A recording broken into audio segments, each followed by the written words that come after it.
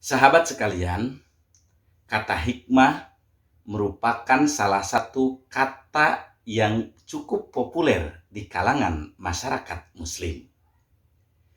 Ketika seseorang terkena musibah, kita sering mendengar ucapan "ambil hikmahnya".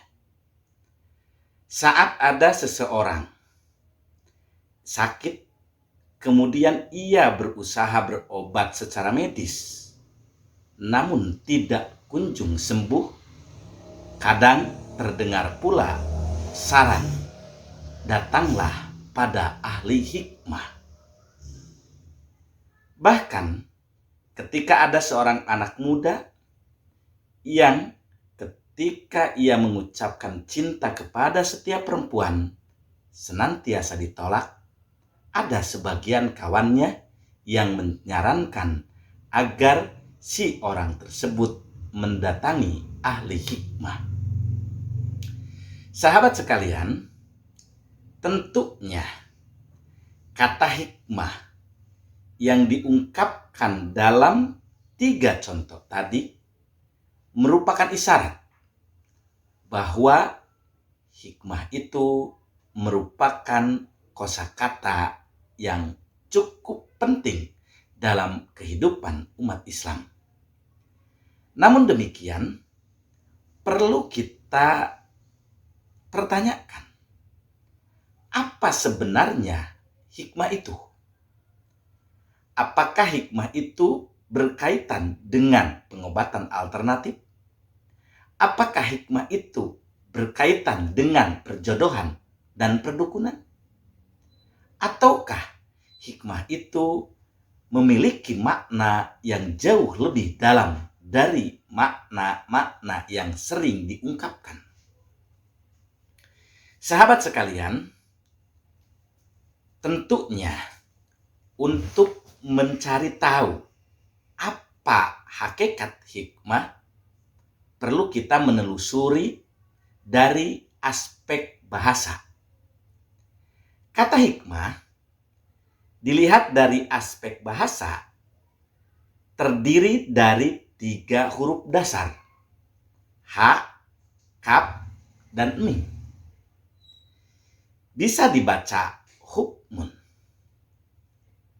Karenanya seseorang disebut memiliki hikmah ketika ia berperilaku sesuai dengan hukum yang telah ditetapkan Allah Subhanahu wa Ta'ala.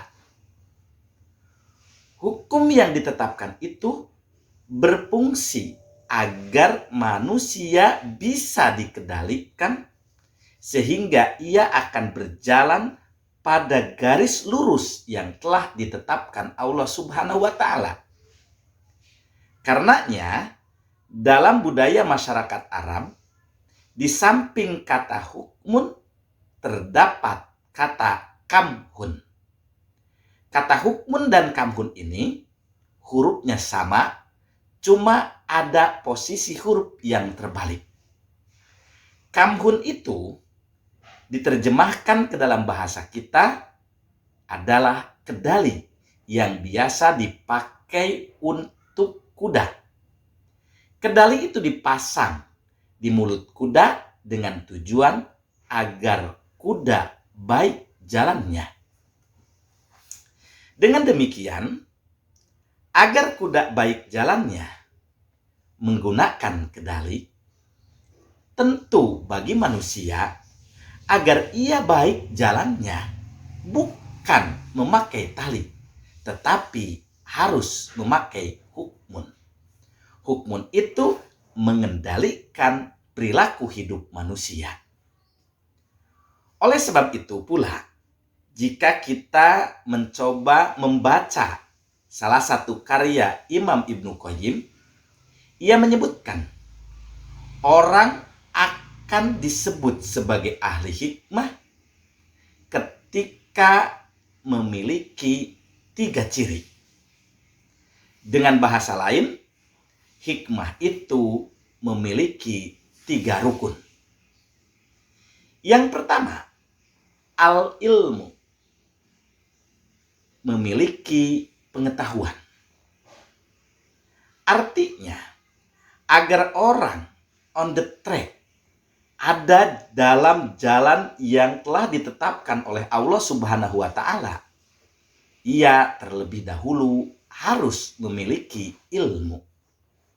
Ilmu bukan hanya berada pada level kognitif semata.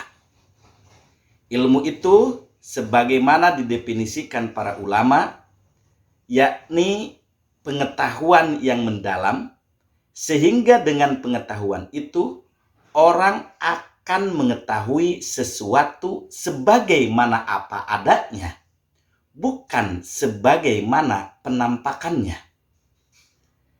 Ketika seseorang memasukkan pensil ke dalam gelas yang berair, akan tampak pensil itu bengkok. Ketika orang mengatakan bahwa pensil itu bengkok, itu bukan ilmu. Itu hanya praduga, karena ia melihat sesuatu sebagaimana penampakannya, bukan sebagaimana apa adanya. Saat terjadi gempa, kusuf ataupun khusuf, orang hanya terjebak melihat matahari, bulan, dan fenomena gempanya. Itu bukan disebut ilmu hakiki. Sebab ilmu hakiki, ia akan mencoba mencari tahu apa yang berada di belakang fenomena. Karenanya, ketika terjadi gerhana, Rasul menyebutkan, sesungguhnya bulan dan matahari itu hanyalah dua tanda dari tanda-tanda keagungan Allah Subhanahu wa Ta'ala. Dengan demikian, orang yang berilmu itu adalah orang yang mampu melewati batas matahari sehingga ia sampai kepada Allah Subhanahu wa Ta'ala. Sahabat sekalian, yang kedua, kata Imam Ibnu Qayyim, arkanul hikmah itu adalah al-hilmu, memiliki ketenangan batin. Ketenangan dalam bersikap, juga ketenangan ketika ia harus mengambil sebuah keputusan.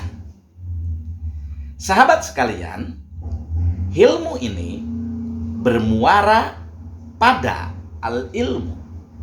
Sebab ketika seseorang menyikapi sesuatu berdasarkan praduga, kemungkinan besar dalam hidupnya akan mengikuti hawa nafsunya. Lain halnya orang yang berilmu. Ketika ia menghadapi sebuah fenomena, ia tidak serta-merta menyimpulkan apa yang dilihatnya. Ia akan mencari tahu faktor-faktor yang menyebabkan fenomena itu terjadi. Sahabat sekalian, dengan kata lain, orang disebut ahli hikmah ketika ia mampu mengamalkan ilmunya, juga mampu mengendalikan emosinya, baik emosi kegembiraan, marah, sedih, dan lain-lain. Yang ketiga, kata Imam Ibnu Qayyim, seseorang disebut ahli hikmah ketika di dalam dirinya ada al-anatu. Al-anatu itu jika diterjemahkan ke dalam bahasa kita kurang lebih memiliki kesabaran tingkat tinggi. Sahabat sekalian, kesabaran itu sendiri akan terkait dengan al-hilmu dan al-ilmu. Orang akan sabar ketika emosinya tidak meluap-luap. Orang tidak akan meluap-luap emosinya ketika ia memiliki ilmu. Dengan demikian, dapat kita katakan ilmu Hilmu dan al-anatu itu merupakan satu kesatuan yang tidak bisa dipisahkan. Ketiganya menjadi pilar dari hikmah.